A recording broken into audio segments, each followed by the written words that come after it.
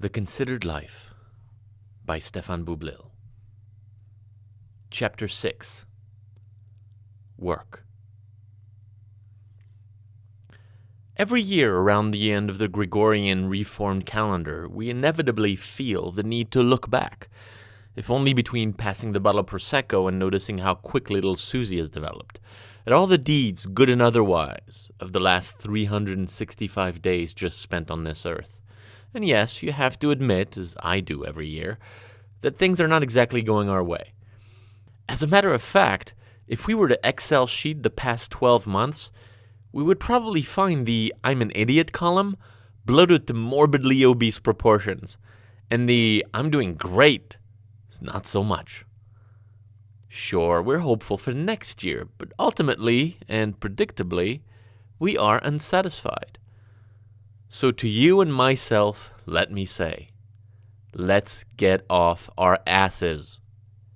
Indeed, digging in the minutiae of our lives and considering the library of moments we have ignored, whether to increase comfort or foster denial, should compel us to stop being the whiny victims of circumstances we had a hand in creating. But it rarely does. We must stop blaming each other, society, or whatever else that is supposed to have created our little problems, and get on with it. And I say little, conscious of the fact that some of us are quite literally in dire straits, unable to make mortgage payments, or find a job, or facing loneliness. In such moments, is hope enough? No, work is the only salvation. I believe in the power of that deceptively simple Marxist notion that work is what will eventually liberate us from the prisons of our minds, individually and collectively. And by work here, I certainly do not necessarily mean a job, but any manner of thoughtfully selected pursuit, valued and acted upon. Work, duly capitalized, is, in most cases, the natural consequence of consideration. For what else are we to do after having looked at ourselves up and down, naked, in the full-length mirror, other than, order another omelet with everything? Work, first and foremost, signifies production of some kind, whether it be manufactured or philosophical. Work is the result of applied force so as to displace its point of origin to something either greater or other. That point of origin? You, me, them. Ultimately, us. The process of working toward the goal is the goal, warns the overused cliché. And why do we never listen to clichés? If the words have been repeated so many times as to lose their meaning, then let us find new ones, because truth usually stands the test of time. Fuck! What I'm trying to say, while simultaneously looking at my thesaurus, is that the cruise is the port, the expedition, the camp, the race, the trophy. Okay, I think we get it. Work's value is the benefit gained from its own toil. Which is why the countless productivity methods lining the aisles of our bookstores and bookmarks, which merely advise you on ways to get work done, are largely useless. What if allowing yourself to look around, compare what is on offer with your opinions of the world, consider what you may add or subtract as the case may be, and only then act was the better idea? With a chosen direction but no particular goal in mind, no particular time or age to finish by, no particular amount or status to reach, the way there becomes the work. The completion but mere trophy, shiny yet motionless, sitting on a high shelf for no discernible purpose. Unfortunately, we have collectively decided to look down on the process of reflection, self and otherwise, and call it an ugly name: procrastination. To my mind, there is no more noble approach to life than to let it linger, float, decide for itself what it must be, and then, just as it drifts back to earth, work to support it with all we know so that it may, if allowed, drift again. Procrastination is an understandably dirty word when associated with overstuffed inboxes, unfinished novels, and unfulfilled date requests, but so demonized because completion has been elevated to sole objective. Why is it so valuable to work a lifetime toward the completion of one task when 1,000 incomplete but satiating experiences can be had in the same amount of time? Completion does not exist in ever-evolving nature. It is an assessment evaluated by men in their affairs under the bow of pressure. Fulfillment, on the other hand, is determined by oneself. It is honest and unencumbered. It is loyal to its subject, the considered you. The concept of work really began as a process, a linked chain of events compelling us to, for lack of a more romantic term, produce the human world we wish to inhabit. Fueled by a desire for freedom, followed by the invention of roads on which to drive that freedom, shape it, and finally deliver it onto unsuspecting humanity, we knew that we had to invent a structure through which effort could be evaluated and rewarded. And so we started to make things. Because unlike our dopier quadruped counterparts, we will not travel far and wide to search for what we need. We will design and build what we need, so that it may come. Take water. Whereas a fox would jog night and day to look for an oasis in the desert in order to find liquid solace, and ultimately death at the serrated molars of predators who, not half as dumb as he is, quietly wait for him there, we humans have built aqueducts in order for water to travel to where we are. We employ the distinctively human twin impulses of need and desire to tear us away from our natural laziness. And to do so, we use imagination and reason, which motivate us to make things from nothing. How do I get this flowing to my house? Must have wondered Sumerians in southern Mesopotamia 5,000 years ago as they gazed down the Tigris River. Was it by their mental representation of the world's first canals that they differentiated themselves from animals who seemed to act on basic instinct rather than desire? That is what Karl Marx, before his words were raped by politics, so wisely put forth in Capital.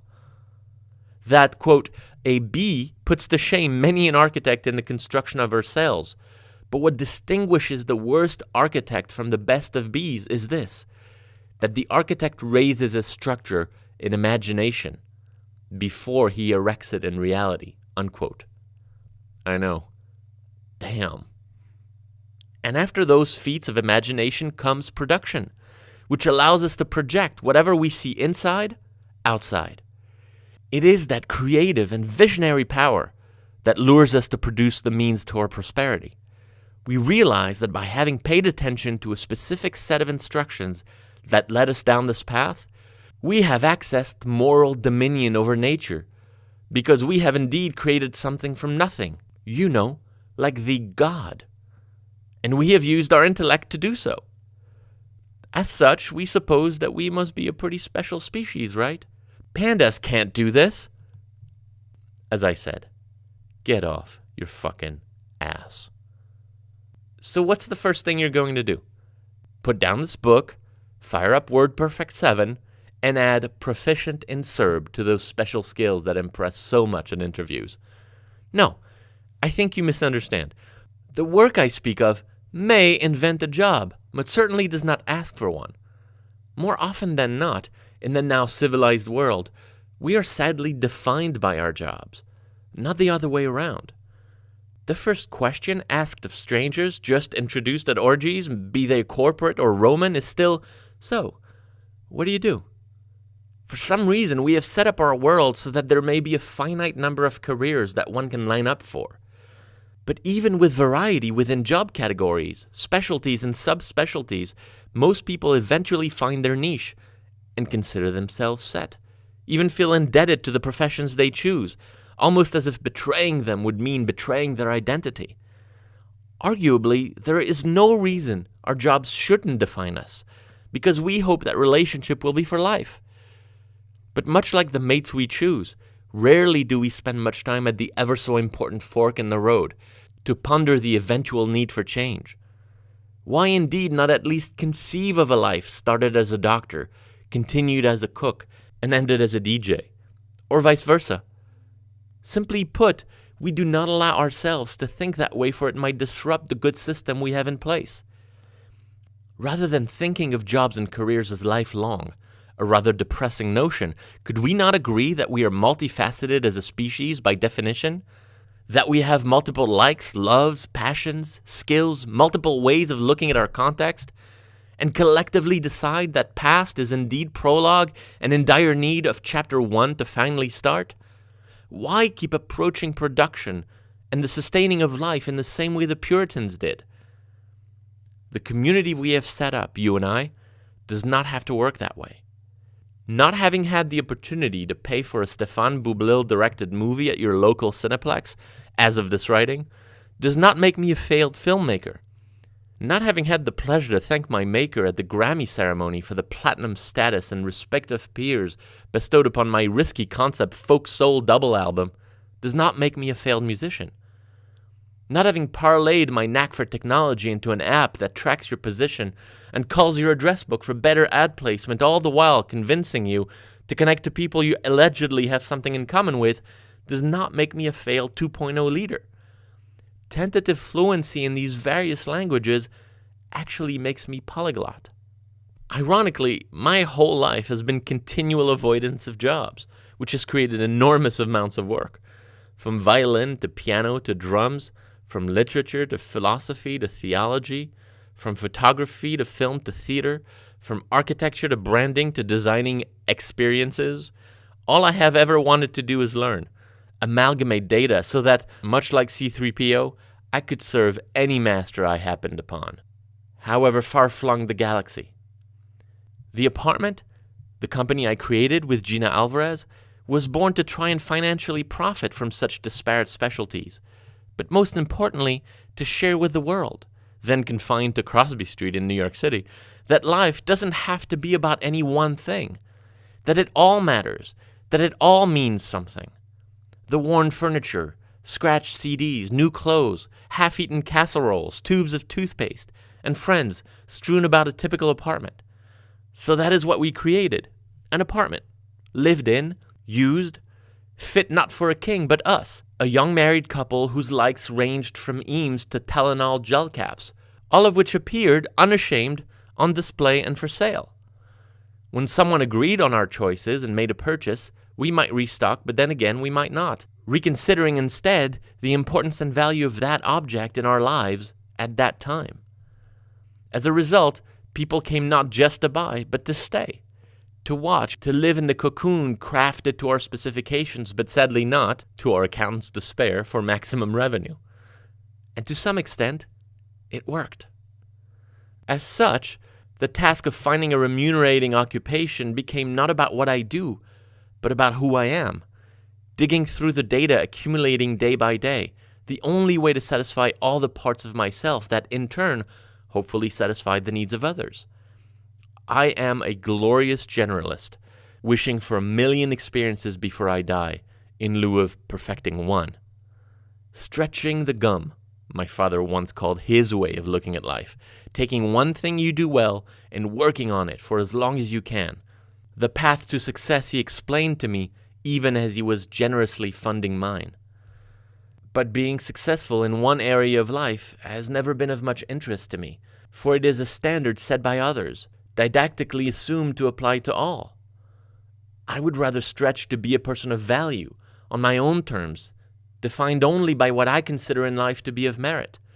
Scurrying about existence, seeking that which I have not yet seen, heard, or felt, is what I know will allow me to look back once, before my last breath, and smile in approval of such miscellany.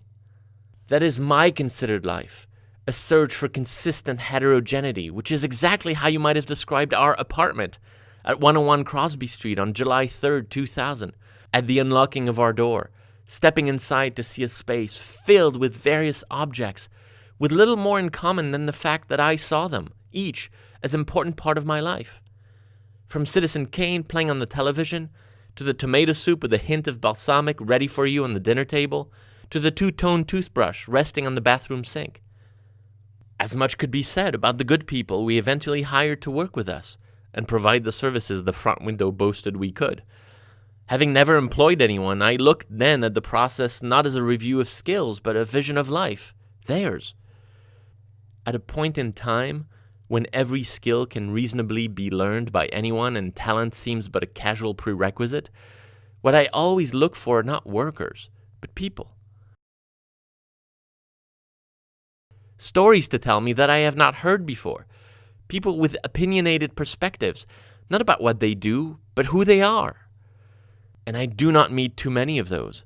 Most applicants being over-preoccupied with resumes, portfolios, and expectations set by others neither of us know. Whenever I interview people, I ask them to bring personal work, a request often followed by blank stares. They respond that no company ever asks for personal work, by definition, and their surprise is indicative to me that they lack respect for their chosen craft. Personal work is what you do when no one is watching. That is the real work. That is the real you and the person I'm interested in. Perfectionist? I don't give a shit. Think you'd be an asset to my company? Fuck off. I don't need an asset. I want a person.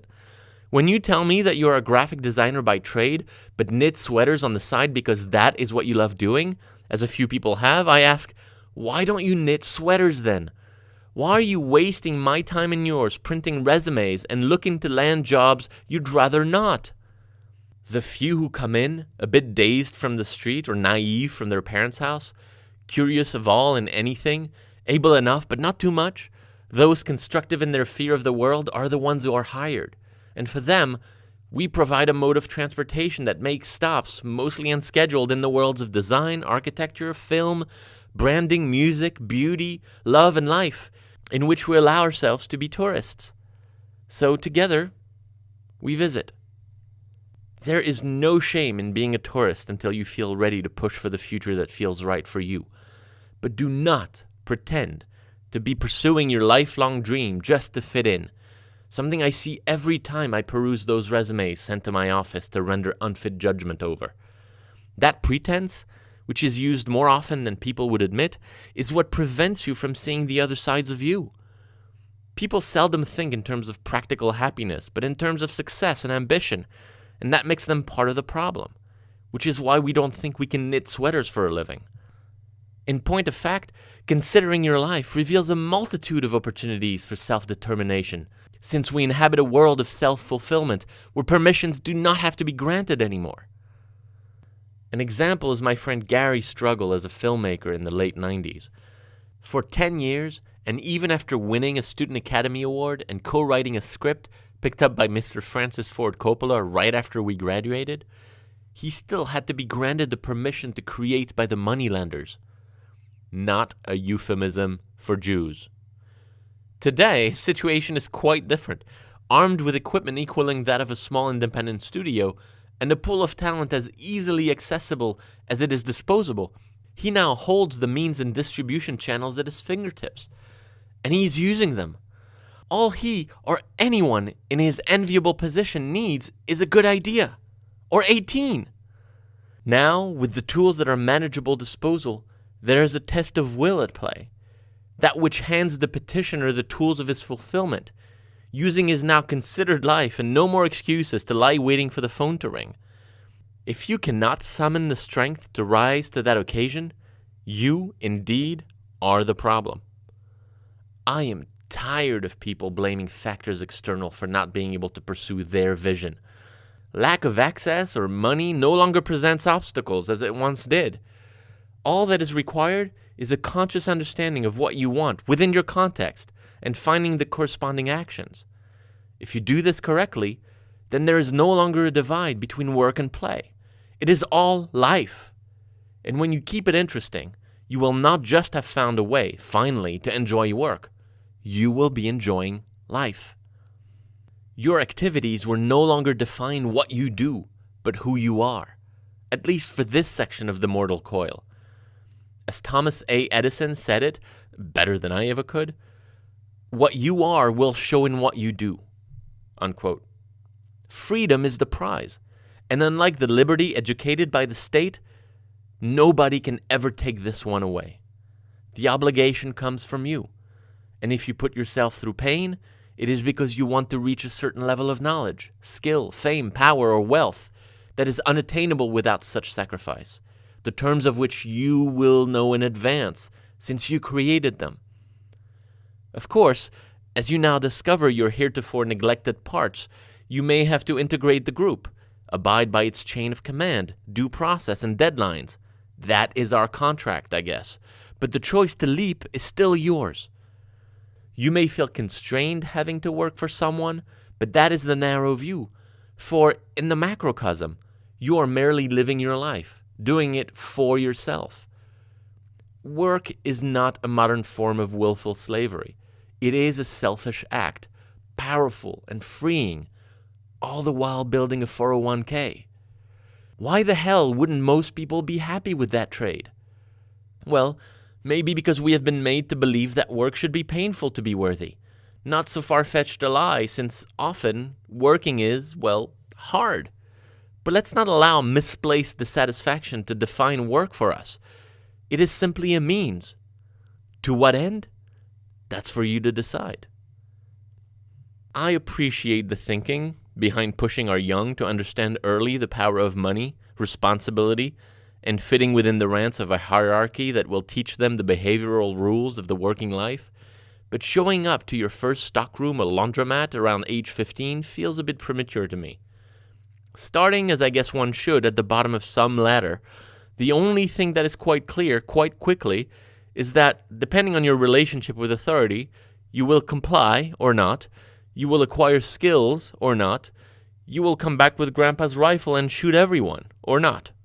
Either way, the learning components of such an experience seem dubious at best and a waste of time at worst, for they reward following the trail and allow little time to explore the wild. The ability to consider one's life comes first and foremost from the ability to take that time, which, in our busy modern lives, has sadly become a luxury. It is true that as soon as strangers with titles above ours begin to tie their expectations of us to our ability to feed ourselves, there are indeed few reasonable occasions to dedicate to the self. Fortunately, while we're youngish, we have the opportunity to dig full-time into discovery, which is why, uncharacteristically, I would say, stay in school as long as you can, kids. Now, I hated it more than I hate reggae, which is a lot. But taken at face value, school is a valuable process which buys such time on your behalf. Not for any particular lesson or craft, the basics of which you can probably learn by doing, but merely for being in the presence of others in a community of average age, each hailing from hopefully different backgrounds, born with very different types of thinking. This magma of culture, fed by people who do not know much, and surrounded by a mechanism that waters thirsts not yet felt, is a system unlike most others that we have hatched, in that it is demonstrably productive, since a rather good sample of Earthlings overwhelmingly shows that collective learning makes for more fruitful lives. On the other hand, since birthing into an empty room and observing a lonely human develop over 18 years has not yet been approved by the FDA as reasonable testing procedure, I cannot vouch here for its pros and cons. So go ahead, make your parents believe you're wasting their money on college if you want to piss them off. But I know you're not, because you can't. The considered life is a process exemplified by Socratic doubt, which makes it your duty to question everything. But as a teen apprentice in Mrs. Field's internship program, learning a facsimile of what you might be experiencing in your early 20s, you will have little time to put your doubts into action. These sorts of programs for the premature development of one's future are usually conceived by people who seek the shortest trip to success and deem this sort of early action the most valuable path, one I certainly could not follow in my search for the considered present, that which filled the shelves of my store. We must put an end to the tyranny of success as defined for us. I look at my 9-year-old son, Zoel, and tell him, "You're done, kid. Your countdown started when you slipped out. Headed towards death ever since, and every minute helps in understanding who you are and what you want to do. Take your time. Take the money I'm willing to give, and refine your perception in the midst of others like you who see differently, react differently, fail differently. Learn, but do not worry now about the level of your skill. When the time comes for you to decide what you want to do with your life, the time you took will serve you to define your reality, whatever that might have turned out to be. Perfect your skill then." He didn't talk to me for a while after that. At the end of a long day, I wish for him to mind the consequences of his actions, his successes, real, hoped for, or imagined, as little as possible, and far prefer he spend his time contemplating the present, single-minded, purposeful, and dedicated to a cause worthy of the name, him. That is my wish. But who knows? Fucking kids never listen. Still, he will have examples, models of behavior, the artists and captains of industry that we have crowned along the roads of history, all people who, as far as I can see, were mavericks in their own contexts, who could never apprehend the world in any other way than their own, and cared little for approval. Yet, contrary to their precedent, we have fashioned a world in which fear, not purpose, is the most potent bait for progress. Driven by anxiety, stress, and trepidation in our lives and at work, we react to events instead of provoking them. But if you stop and consider each step of your life so far, you realize there is not much at all to be scared of. We have to stop imagining work as a personal obligation, and instead view it as a process of human life, in which we all do our part, a part that can look like we're doing nothing at all. A life considered does not delineate between time spent at the office and in the Hamptons. It does not differentiate between time spent typing and time spent thinking. It does not equate, as does misappropriated Protestant ethics and overzealous corporate philosophy, the hardness of your playing with that of your working. A life considered does not give a shit what or how you do it, as long as you do what is on your mind. Let us, once, prize idleness above all other forms of human production. That's right, production. I do not remember ever answering anything of substance to the question, "So, what are you up to this weekend?" My internal answer was always, nothing. Proud, not ashamed of my perceived slowness. But these days, whoever you are, a student or a successful somebody, whatever age you tell people you've reached, whether you have kids or not, your weekends are filled with activities sure to make Martin Luther proud. I have not met many people lately who take the time to do nothing, to just stay home in their pajamas and reflect. Also, masturbate. Apparent purposelessness seems essential when on a quest for self-knowledge. To sit alone at home, lounging with as undisturbed a mind as the outside will allow, being able to contemplate your context, your life, maybe the week that was, is a process too few undertake, for fear they might be missing something somewhere else. Yet it costs nothing, and it does not take time away. It does not affect anyone other than you, and it is even better when the result of a choice, not a lack of invitations. The excitement you feel when you wake up earlier than your alarm clock and congratulate yourself on the extra hour and a half you can now consciously enjoy in bed is the same when you elect to stay in quietly on any day of the week. You are cheating time. That is when you open a door to a room you never knew you had access to, a door which some call an opportunity for inspiration. Such is the way we are told, at least by way of contrarians, disingenuous magazines, and the gurus of the day, that peace is attainable through the practice of tranquility. Certainly, it is one way to go. But let us ponder where that equation begins. The weekend. What a fallacy it is that you may only allow yourself to undertake leisurely deeds on the preordained last 2 days of the Jewish week. When you think of life, you don't think of sections of 5 days and 2 days. You think of a whole. How disappointing and depressing it would be at the end of one's existence to ponder the past as a never-ending succession of business weeks and weekends. I really had fun on my weekends, but my weekday were so horrible. What a terrible way to remember the years gone by, when there are too few ahead to make it up. After all, the considered life, as opposed to what you might be thinking by now, dear reader, is not all that serious. Important, perhaps, but light, a notion that allows perspective. If you remind yourself that you, at all times, are both significant and trivial, your everyday expectations are changed. You will not excessively hope because of good news, not claim that any one occurrence or person can resolve much that you could not. You will not so readily put your faith in the hands of any one God, for you will feel a balance within the folds of which you may find serenity. not divided by arbitrary sections. That way, you can no longer be made to feel guilty if you rush to belong to a volleyball league with the same intensity you bring to the business meeting of your life.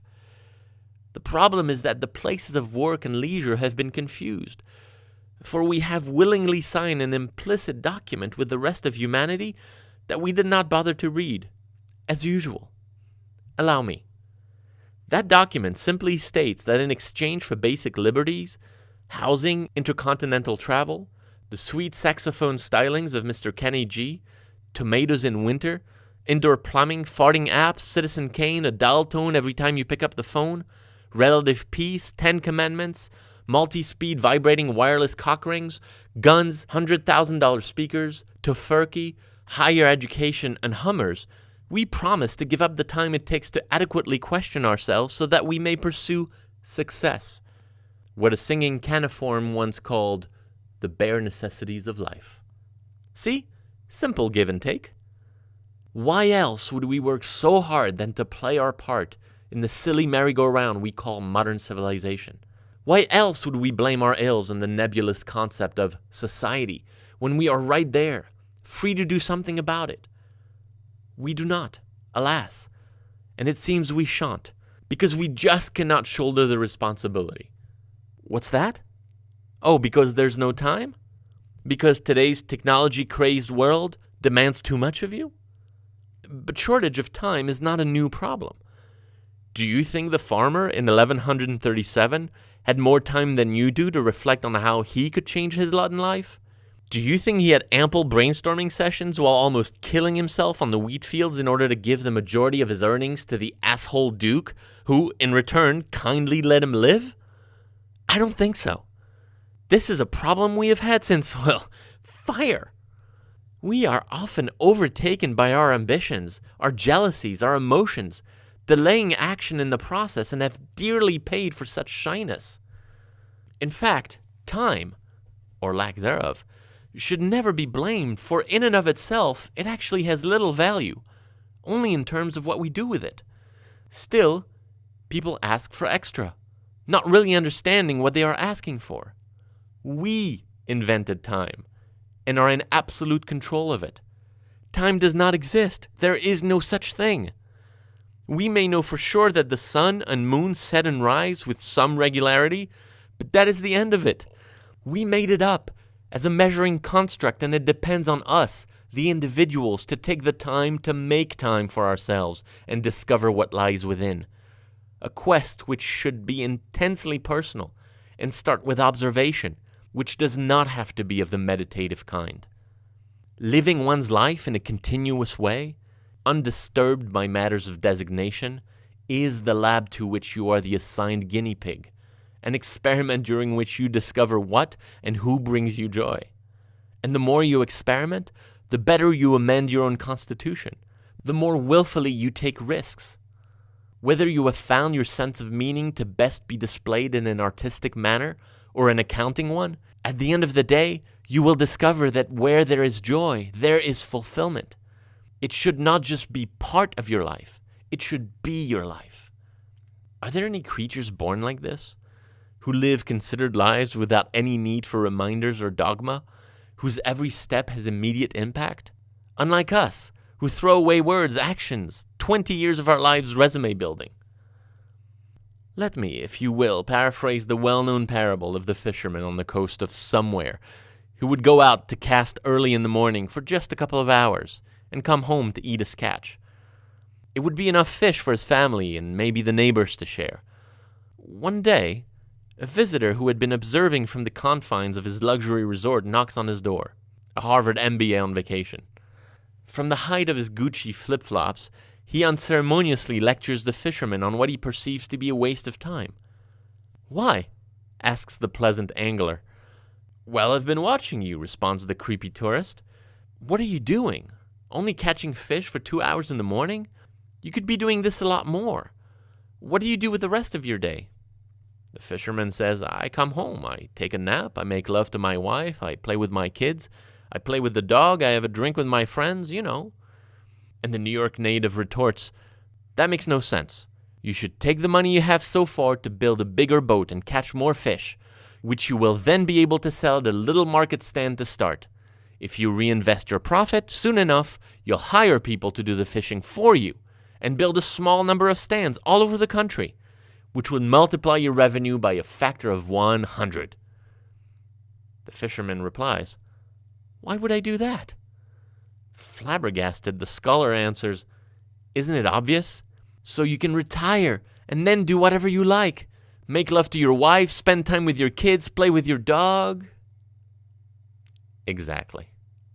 It would be funny if the fact that we work so hard to attain what we already possess wasn't tragic. The irony, as there must be one in these tales, being that the fruit is more easily picked intently, as an active and attentive practitioner of life. Which is why, when I found my search for paid activities to be going nowhere slowly, I defaulted to making my life billable. Of course, it requires hard work, investors, all manners of foreign unnatural knowledge to be acquired. TPS reports, anyone? But the foundation now lies solidly, from my toes to the last of my rapidly falling hair. This is all me. It feels and smells like me. There is no other to blame or reward, no other to question about the desire to act on such or other idea, no other to grant permission. It takes immense skill to live, a job for which there is no retirement age. And if we do not take advantage of every minute to do something interesting for ourselves, we are the damned fools. A while back, when he wanted to quit, one of our designers questioned my motives for keeping the apartment going the way it did, rather planless and free-flowing, not to the taste of some. We went out for a drink, and my answer to him then was as it would be today, which is that my goal in the end is simply to have an interesting life. The truth was, and still is, that design, money, or success hold little motivation for the daily comings and goings of this company, and I presume any others started for passion. Something greater must be at play. And an interesting life is filled with the successes, failures, doubts, risks, joys, and financial rewards that one can expect, but it is not defined by them. That is because we require more than passion. We require meaning. Whether listening to music alone at home, perusing the aisles of a museum in Amsterdam, or commiserating with a government employee in Sao Paulo, there is work to be done, revelations to be hatched, meaning to be found in every act, whoever you are, or think you are. And if you do not find it, it is because you have not taken the time. Defining reality for ourselves is the beginning of this process. And when you become aware of the triviality of such ill-fitting labels, the separation of work and play feels, in the end, as useless as that of church and state.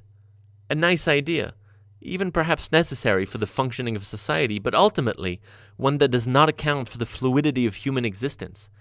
You do not need to look for work, for we are working already, all of us, at any time of the day or night, whenever we are wondering, dreaming, or planning. Let us cultivate and grow, mindfully, inevitably, together.